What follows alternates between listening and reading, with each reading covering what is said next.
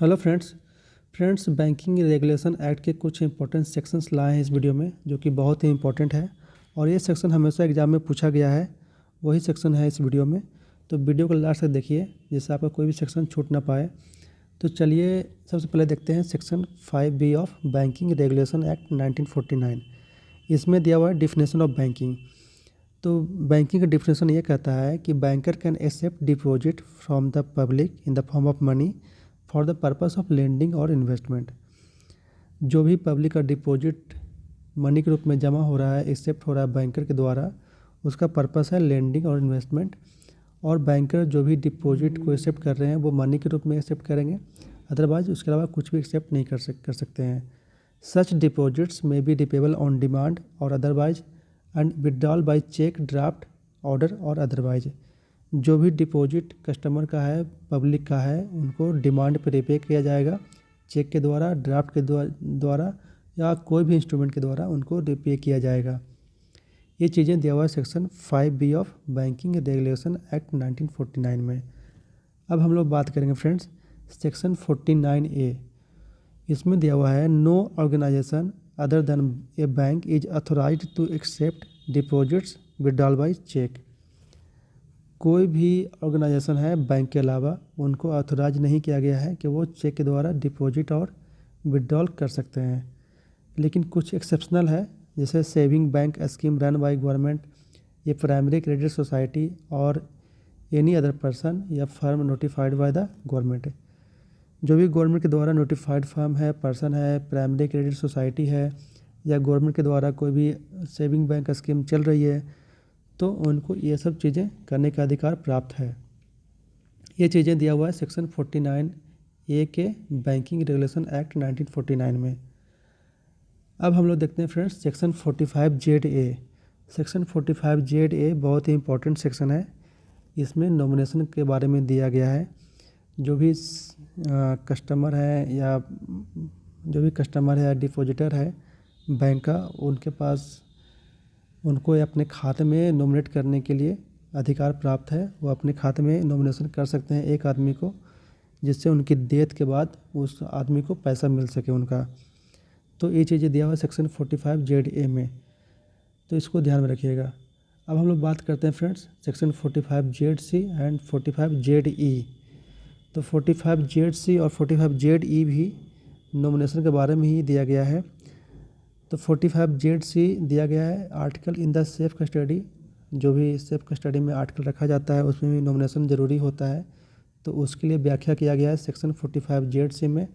और safety locker, जो safety locker होता है बैंक का, उसमें भी नॉमिनेशन होती है, तो उसका व्याख्या किया गया है section 45ZE of banking regulation act 1949 में।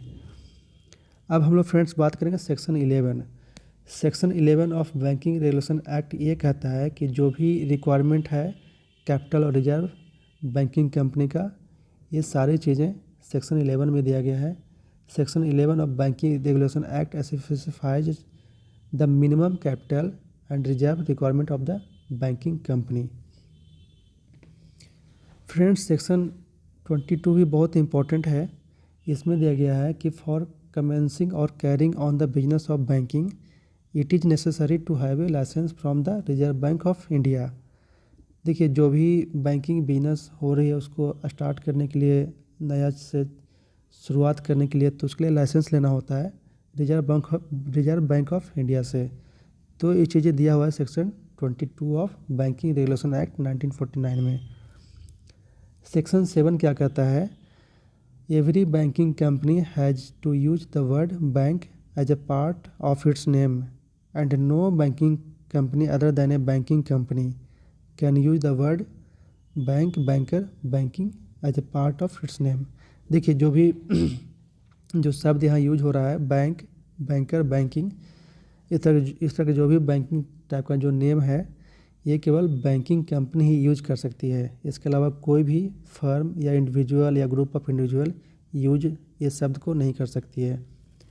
लेकिन कुछ एक्सेप्शनल है, जैसे बैंक का जो सब्सिडरी है वो तो यूज करेगी ही करेगी, या कोई भी एसोसिएशन ऑफ बैंक्स है वो भी इस शब्द को यूज कर सकती है।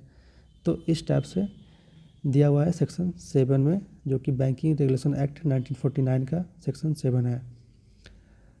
अब हम लोग फ्रेंड्स बात करेंगे सेक्शन 20। इसमें कुछ रिस्ट्रिक्शन है लोन्स और एडवांस को लेकर के।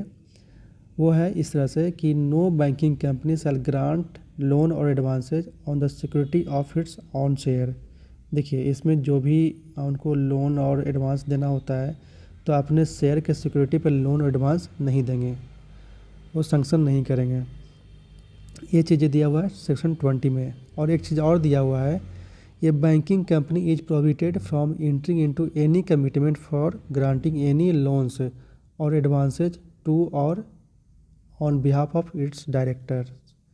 जो भी बैंकिंग कंपनी का जो डायरेक्टर्स हैं उनको लोन नहीं दिया जाएगा और डायरेक्टर्स के बिहाफ पे भी किसी को लोन नहीं दिया जाएगा। ये चीज़ें प्रोहिबिट किया गया है section 20 of banking regulation act 1949 में। अब हम लोग बात करेंगे फ्रेंड्स सेक्शन 10BB। इसमें दिया हुआ है कि जो भी बैंकिंग कंपनी का जो जो पोस्ट होता है चेयरमैन का या फिर मैनेजिंग डायरेक्टर का, अगर उसको सीट खाली है और उसको इमिडिएटली बैंक फिल नहीं कर पा रही है तो उस केस में RBI के पास पावर होता है कि किसी पर्सन को अपॉइंट करके चेयरमैन या मैनेजिंग डायरेक्टर बना दिया जाएगा।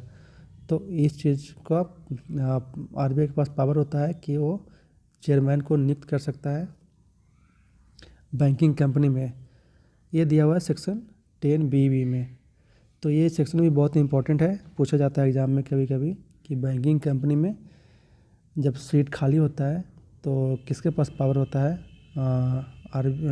अपॉइंट करने का। अब हम लोग बात करेंगे फ्रेंड्स सेक्शन 26 के बारे में। इसमें दिया हुआ कि every banking company is required to submit within 30 days after the close of each calendar year return in the prescribed form and manner to Reserve Bank of India as at the end of such calendar year of all the accounts in India which have not been operated upon for 10 years।